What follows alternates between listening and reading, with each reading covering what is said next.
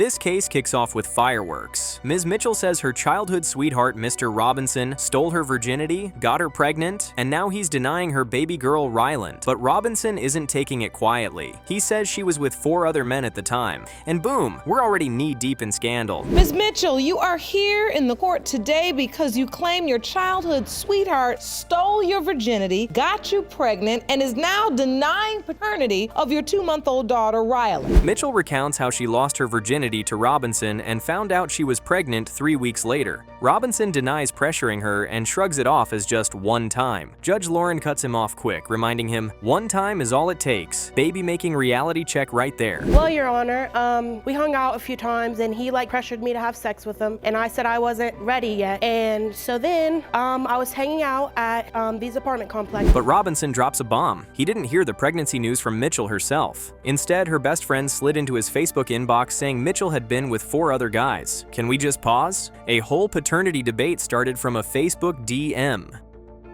You tell him you're pregnant. Yeah. She didn't even tell me she was pregnant, Your Honor. She had one of her friends she grew up with inboxed me and her on Facebook and said, I'm not trying to start no drama. I thought I'd let you know that she had sex with 4 other guys. Mitchell claps back, swearing she was never with anyone else. She says Robinson is lying about even receiving those messages. Meanwhile, Judge Lauren is left piecing together a story that sounds more like a soap opera than a courtroom case. And you don't have a doubt at that time until you get Facebook messages? Yes, Your Honor. Okay, that's it from you. Ms. Mitchell, you say he took your virginity. Yeah. Now here's the kicker. Mitchell gives birth, but Robinson isn't there. Why? Because he claims he got arrested the same night. And y'all, my jaw hit the floor. Arrested while your baby is being born? You can't make this up. You have the baby. Is Mr. Robinson with you? No, but his sister was. His sister came. Yes, I sent my sister. So he wasn't at the, you sent her. Yes. But wait, Mitchell's mom storms in with receipts. Literally. She testifies that Robinson wasn't arrested until 2 days later. The baby was born May 7th, but Robinson didn't get picked up until May 9th. Judge Lauren leans in, eyebrow raised. You could feel the courtroom shake.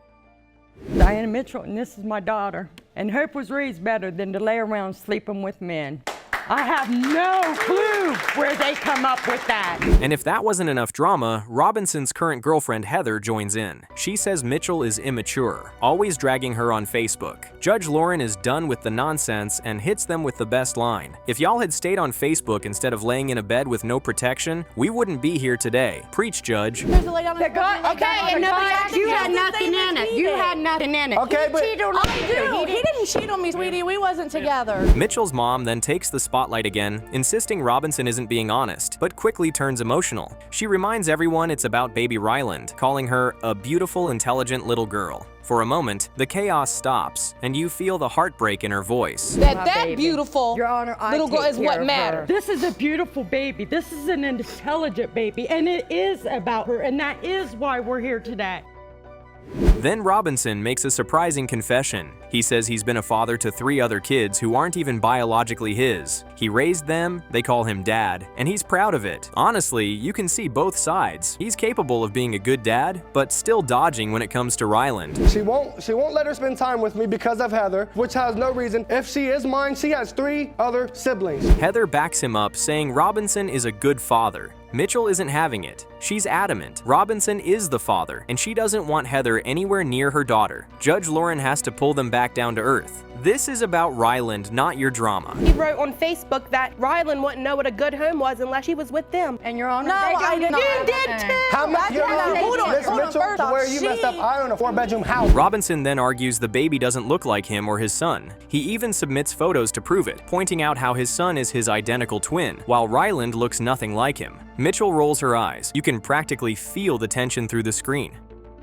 Her point is, you don't want Miss Hitchcock at your house. No, and I don't want her around my Your daughter Honor, she either. doesn't even look like me or my son. She So looks Miss- like I got She evidence. doesn't even look like me or my son. But Judge Lauren drops a truth bomb. Paternity isn't about looks, it's about DNA. Mitchell insists again she never slept with anyone else. Robinson says he wants the baby to be his, praying she is because he grew up not knowing his own father. That vulnerability hit hard. Miss Mitchell, let me be clear. You believe Mr. Robinson is the father.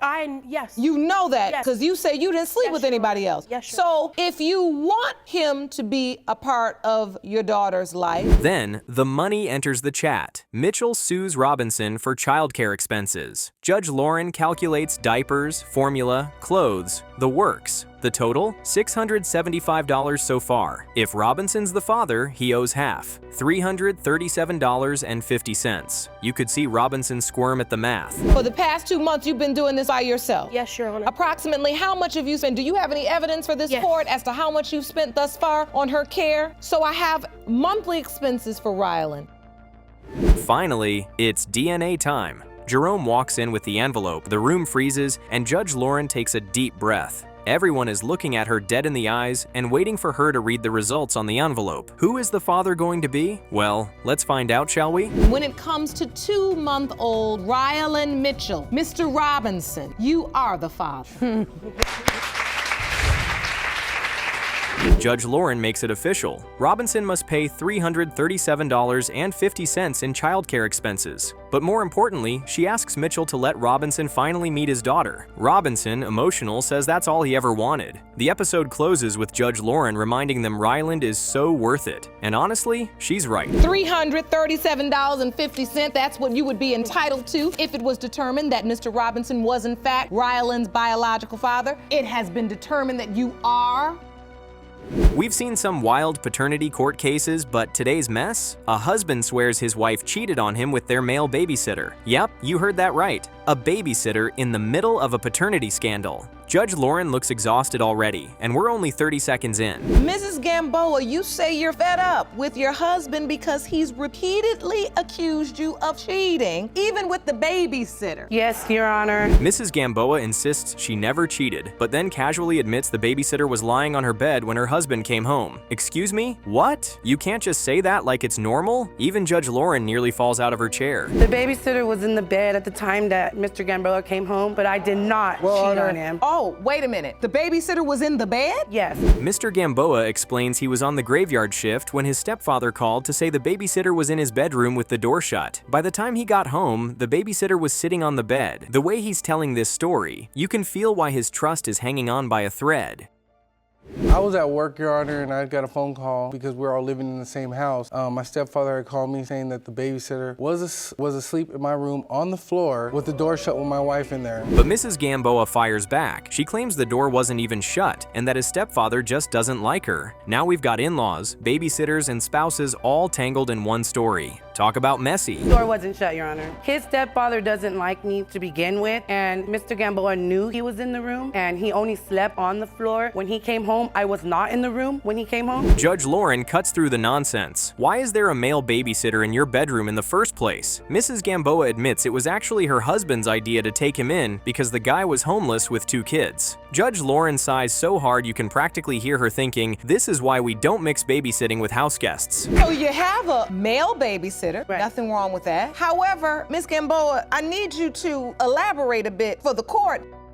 Mr. Gamboa isn't buying it. He says their son Dominic looks exactly like the babysitter, same head shape and everything. Meanwhile, Mrs. Gamboa is like, nope, he's got your dimples, your birthmark, and even your walk. Watching them argue over dimples and bumps in the head is peak paternity court entertainment. You say point blank that you think this child, Dominic, looks like the babysitter. Yes, Your Honor, I do. Then Mr. Gamboa drops another twist. He had mumps as a teenager, which he says left him infertile. So now he's doubting whether he could have fathered Dominic at all. Mrs. Gamboa claps back, saying if that were true, he should have doubted their first son too. Oof. Tension through the roof. And I was previously with my ex for about 5 years, and I could not conceive with her at all. So you were under the impression that there was a very good chance that you could possibly. When Judge Lauren asks if he's bonded with Dominic, Mr. Gamboa admits he hasn't. He says the boy cries and throws a fit around him. Mrs. Gamboa looks crushed as she insists it's his own fault for refusing to pick the baby up or even change a diaper.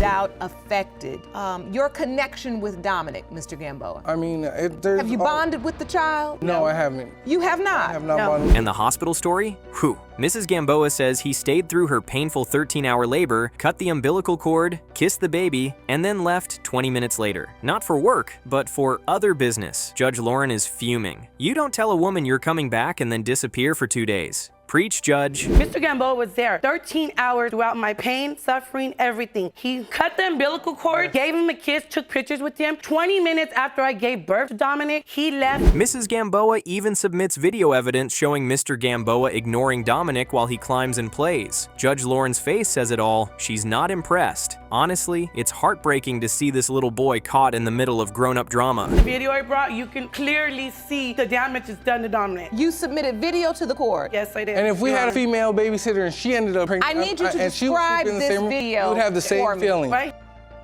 The arguments keep spiraling. Texts, lies, who believed the babysitter, who didn't. Mrs. Gamboa breaks down saying if Dominic is his, he needs counseling for his trust issues, or she's done with this marriage. The stakes are sky high. How can I bond with him if I have to work and take care of the family? Doesn't And matter. When you come home, you can bond with him. I'm working 16-hour, 15-hour shifts. That's an excuse. Finally, the DNA tests are here. It's time to finally find out the truth about this case and who the actual father is. There's been lies and heavy truth bombs. Now let's get down to the bottom. Who do you think the father is? It has been determined by this court that Mr. Gamboa, you are his father. Thank you. Thank you. Mrs. Gamboa bursts out in relief. That's your baby. Bond with him. No more excuses. Mr. Gamboa looks humbled, promising to finally be the dad Dominic deserves. The drama ends with Judge Lauren giving the realest advice ever. You don't need a male babysitter in your bedroom. Focus on your family. And just like that, case closed. Mr. Gamboa, your fears have been laid to rest. That is your son, beautiful, handsome son, and you've now missed out on 1 year of his life being emotionally and spiritually absent. This episode starts heavy. Ms. Craig comes to court desperate for closure, wondering if the man she's called dad most of her life is really her biological father. Judge Lauren makes it clear, today is her last hope for answers. The tension is already heartbreaking. Ms. Craig, you say that today is your last hope in discovering your true identity. Now you state that one question continually haunts you. Is the man you've been calling dad for most of your life really your biological father? Ms. Craig recalls being just 5 years old when she was told to stop calling one man daddy. Can you imagine the confusion for a child? 1 minute she had a father, the next she was told, nope, not your dad. Judge Lauren shakes her head. This story is about to get complicated. Because I struggle with my identity, first and foremost. I've been going through too much, in and out of foster homes, back and forth. When I was about 5, there was a man in my life. Her mother, Janelle, admits she slept with more than one man during conception, but instead of clearing things up, she pulled a move straight out of a drama series. She literally walked up to Mr. Thompson and his wife at a tavern and said, "Hey, baby daddy." I mean, who does that? She thought was her father. That was the current boyfriend, and he knew he wasn't the father. So you didn't tell her, No. this is your father. No. Mr. Thompson swears he doesn't even remember that day. He insists the first time he saw Chanel, she was just a baby at her grandmother's house after he got out of prison. But then he drops the bomb. He didn't believe she was his because her mother's name was tied to another man on the birth certificate. So how did you find out that I Chanel? remember seeing Chanel was a baby. She was a small little baby. She was 1, but I came out of prison. Chanel's mom and Thompson immediately start arguing about who's lying about what. Was she living on 24th Street? Did he really show up? Did she make it up? Judge Lauren finally cuts them off, basically saying, this is starting to sound like a fantasy world. So wait, Miss Craig, you're saying your mom didn't even live on the street he No, she did not. said? So you don't believe he ever came by to see No, Chanel? I do not. I think the first time he seen her, she was 10 years old. Chanel explains how, as a little girl, she didn't trust Thompson enough to be alone with him, so she'd bring her cousin or sister along whenever he visited. As a result, he faded away again. Can we pause? That's a child feeling the need to bring backup when meeting her supposed father. Heartbreaking. Yes, she wouldn't come with me alone. I just felt like that I wanted to spend time with her. People with She didn't me. want to spend time with me. She wanted to bring other people, and I couldn't deal with that. Fast forward to her teen years. Another man steps back into the picture, claiming to be her father. Chanel even takes a DNA test with him. But guess what? He's not the dad either. At this point, Chanel is 16, with multiple men in and out of her life and no solid answers. He played the father role for a couple months. Everybody's like, is you sure that's not your daddy? Because I could see some features in there, but the test was already done. Judge Lauren looks visibly frustrated as she pieces this puzzle together. One moment, Chanel's mom says she was a virgin at 16. The next, she admits she was a little promiscuous. Even Judge Lauren has to stop and clarify, hold on, were you a virgin or not? Whew, talk about messy. Her biological father? It's a possibility that he can't be because, yeah, I was a little promiscuous at 16 years old. Meanwhile, Thompson confesses he has trust issues because he once raised another child for 18 years, only to find out she wasn't his. That pain is written all over his face. But Chanelle? She's crushed, saying she's the one suffering for everyone else's mistakes. Her tears silence the courtroom. I've been through this before. I had another little daughter, and come to find out she's not mine. And I've been taking care of her since she was, what, 17, 18 years now. And then comes the gut punch. Chanelle shares how this lifelong confusion led to postpartum depression after she had her own baby. She breaks down, saying no child should have to suffer like she did. The room gets heavy. You can feel every ounce of her pain. Say, first off, I got a baby now, and I was diagnosed with postpartum depression, and it comes from my lifestyle, from this. Like, I done been through too much. Judge Lauren turns to her parents, demanding they stop talking over Chanelle and listen. Chanelle begs for them to get along, saying she doesn't want to choose between her mom and potential father. All she's ever wanted was peace and truth. Grow up, he not gonna have to go through what I went. But I can't even get these two in the same room together and get along for 5 seconds. And when they go through their situations, then I'm having to choose between them. Finally, the DNA tests are here. It's time to finally find out the truth about this case and who the actual father is. There's been lies and heavy truth bombs. Now let's get down to the bottom. Who do you think the father is? Miss Craig, Mr. Thompson is not your father. Janelle, Chanelle's mother, immediately hugs her daughter, saying, I'm your mom and dad. Don't matter, I love you. But Chanelle can barely hold back the tears. She just wanted closure, and instead, she's left with another heartbreak. Sorry, Neil. You can give me hugs. I'm your mom and dad. Don't matter. I'm still your daddy. I love you. I'm sorry.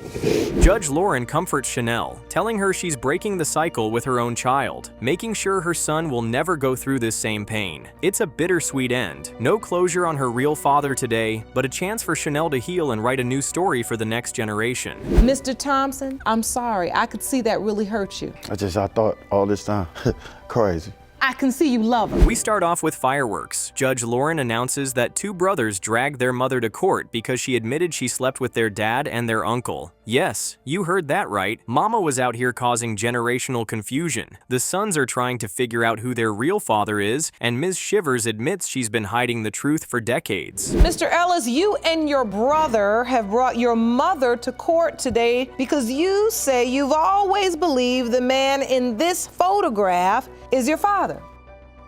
Eugene explains how he found out. At a family gathering, Uncle Ronnie got a little too tipsy and blurted out, "You know I'm your dad, right?" I mean, imagine sipping your drink and suddenly hearing your uncle call you son. Talk about awkward family reunions. Yes, Your Honor. We were at a family gathering, just having some drinks or whatever, and Uncle Ronnie came up to me and said, I'm your son, you my son, right? Arthur admits he always felt different growing up. Their supposed father treated Eugene better, writing him letters in jail, sending money, while barely acknowledging Arthur. He says straight up, "That made me feel some type of way." Can anyone else feel the sting in his voice? He didn't even write me that much when I was in jail, and he wrote him, send him money, so that made me feel some type of way as well.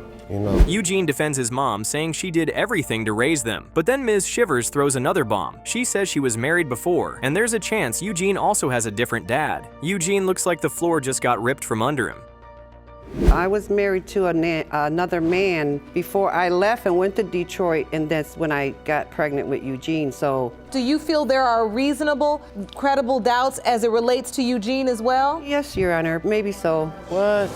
Even Judge Lauren can't believe it. She makes sure everyone's clear. Eugene might have a different father, Arthur might have a different father, and now mom is admitting she was shifted from one man to another. This is drama overload. No, not even a very possibility. moment? Until right now, not even a possibility somebody else could be my father. Ms. Shivers, I want to make sure we're clear. You're now stating that you had been in a relationship before you got to... Arthur then shares how his uncle would call him on his birthday and literally say, "I don't know if I'm talking to my son or my nephew, but happy birthday." Who says that? The entire courtroom bursts into nervous laughter as Judge Lauren shakes her head. Yeah, Judge, my Uncle Ronnie, he's called me on my birthday, and he said, I don't know who I'm talking to, my son, you know, or my nephew, one of you, happy birthday, you know, so, you know. When Uncle Ronnie, aka Uncle Daddy, takes the stand, he admits he could be Arthur's father. He even jokes that when Ms. Shivers said they slept together once, she must have meant once sober. Judge Lauren nearly faints from secondhand embarrassment. Do you agree with this? Is this your understanding that you could potentially be this young man's biological father? Yes. Just when you think it can't get messier, Ms. Shivers brings up another potential father, a man named Cool Breeze. Yes, you heard that correctly. Apparently, Cool Breeze was an older man she was involved with while also relying on him for jobs and support. Eugene is floored. He says, "I never heard this story before." Cool Breeze. I met him when I was waitressing in the restaurant, and he ran a big hotel. And he also, you know, gave me jobs and stuff. That's when Eugene was like about 4 or 5. At this point, Judge Lauren is exhausted. She says it's not just one paternity issue, it's many paternity issues. Meanwhile, Eugene gets emotional, saying all he wants is for him and his brother to share the same dad so they can stop fighting. That's the most heartfelt moment so far. Saw in a case earlier today, that's not the case. Am I right, Jerome? You're correct. Children come in all shapes, sizes, and colors. Ultimately, what brings us here today is a paternity issue. Despite all the chaos, Eugene reminds his mom he loves her. He proudly says, "I'm happy with who I am. I love my kids, I love myself, and nothing changes that." You can feel the weight of years of pain and confusion in his voice. There, you don't understand, Eugene. We want the truth. Back in the 70s, it was a nightmare to go through, son. Regardless of whatever, I just want you to know, Mom, I'm proud to be a half-breed man. You hear me? Finally, it's results time. Judge Lauren opens the first envelope for Eugene. The tension is high, but Eugene knows this is his fate. Could this be good news or ad news? Let's find out. Here are the results. It has been determined by this court, John Ellis is your father. I knew that. I knew that. Then comes Arthur's turn. Judge Lauren reads the results slowly. The room is dead silent. Everyone is trying to guess what she is going to say. But in the end, they all have to wait for Judge Lake to read the results. Well, here they come. It has been determined by this court, John Ellis is your father. The brothers hug, their mother weeps, and Judge Lauren ends it on the perfect note. You have the truth now. You're brothers, through and through. So stop fighting and get along. For the first time in decades, this family finally has answers. It's all right. I told you boys the truth. So gentlemen, you have the truth. This is the truth you wanted. Yeah, I knew it. You brothers by your mother and your father. Now you got the same mother and the father. What you gonna do now? The episode kicks off with pure chaos. Ms. Marsak admits she was intimate with 2 different men when she conceived her son, Caden. Judge Lauren is already bracing herself because this triangle is about to get messy, and messy might be an understatement. Ms. Marsak, you admit to sleeping with 2 men at the time you conceived your 11-month-old son, Caden. Yes, Your Honor. Ms. Marsak explains she had a long affair with Mr. O'Malley, even while she was married. And yes, you guessed it, that affair blew up her marriage. Then, right after O'Malley, she met Mr. Meepy at a party, had a few drinks, and one thing led to another. She admits she doesn't even remember if protection was used. Talk about drama overload. Well, Your Honor, at the time of conception, I was involved in multiple men and met James around 2009. We were working together and we had a... Mr. O'Malley isn't buying her story. He says she lied to him so many times before he couldn't trust a word she said, even when she told him she was pregnant. She sent him a doctor's note that looked homemade, And honestly, Judge Lauren's side-eye says it all. Ms. Marsak? Yes, Your Honor, I do. We had met in 2009. We had an affair for a couple months. A few years later, we ended up talking again over Facebook. Meanwhile, Mr. Meepy recalls the Facebook message he got. "I'm pregnant. You might be the father." His reaction, pretty much a confused shrug. But he does admit they didn't use protection, so the possibility is very real. I was living in California at the time, and one day I get this message on Facebook saying that I'm pregnant and you could possibly be the father. Here's where things get emotional. Mr. Meepy may have been a one-night stand, but he stepped up in a huge way. He says he bought everything the baby needed, gave baths, changed diapers, and was there for the milestones. He beams as he says, "I was the first person he reached for." You can literally see Judge Lauren soften. It wasn't that I could possibly be the father, it was that I could be the father. I get that. And because there was a possibility that you could, you did what you should do. Yes, Your Honor. And you were there. But O'Malley, his excuse for not stepping up is simple. He didn't know if the child was his. He admits Mr. Meepy has been more of a father than him. Whew, talk about honesty that cuts deep. Much as I should have, but I didn't know. I understand Mr. Mestape has been more of a father to Caden than I have, and I accept that. I was working out of state.